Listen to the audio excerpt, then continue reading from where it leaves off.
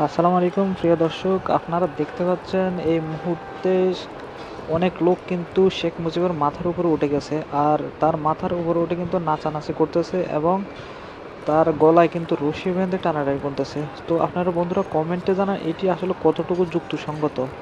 তিনি কি আমাদের স্বাধীনতার জন্য কিছুই করার নাই যে তার মুক্তির প্রতি আমাদের এরকম অবিচার করতে হবে?